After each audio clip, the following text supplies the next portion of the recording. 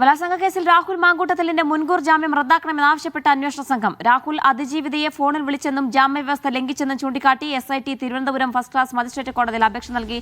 രാഹുൽ ശനിയാഴ്ച നേരിട്ട് ഹാജരാകണമെന്ന് കോടതി നിർദ്ദേശിച്ചു. സിജോ വി ജോൺ ചേരുന്ന വിശദാംശങ്ങൾ നൽകാനായി. സിജോ, മുൻകൂർ ജാമ്യം റദ്ദാക്കാൻ എന്തൊക്കെ കാര്യങ്ങളാണ് SIT ചൂണ്ടിക്കാണിക്കുന്നത്? മറ്റു വിവരങ്ങൾ എങ്ങനെയാണ്?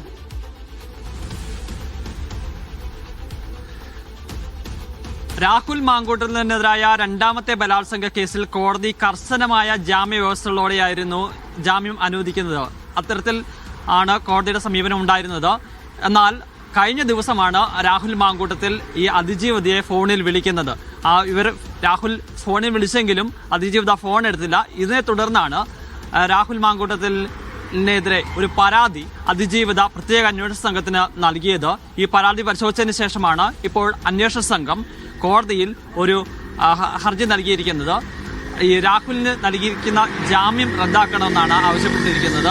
ഇത് ഫയൽ സ്വീകരിച്ച കോടതി രാഹുൽ മാങ്കൂട്ടത്തിന് നോട്ടീസ് നൽകുകയും ചെയ്തിട്ടുണ്ട്. ഈ ശനിയാഴ്ച നേരിട്ട് ഹാജരാകാൻ വേണ്ടിയിട്ടാണ് ആവശ്യപ്പെട്ടിരിക്കുന്നത്. ഈ ജാമ്യാവസ്ഥയിൽ പ്രധാനപ്പെട്ട ഒരു കാര്യം എന്ന് പറയുന്നത് ഈ പരാതിക്കാരിയോ അല്ലെങ്കിൽ ഈ സാക്ഷികളെയോ സ്വാധീനിക്കരുത്, അവരുമായി ബന്ധപ്പെടരുത് എന്നുള്ളതായിരുന്നു. പക്ഷേ രാഹുൽ ഇവരെ ഫോണിൽ വിളിച്ചിട്ടുണ്ട് എന്നുള്ളതാണ്. അത് തീർച്ചയായും ജാമ്യവ്യവസ്ഥകളുടെ ലംഘനമാണെന്നാണ് അന്വേഷണ സംഘം ചൂണ്ടിക്കാണിക്കുകയും ചെയ്യുന്നത്.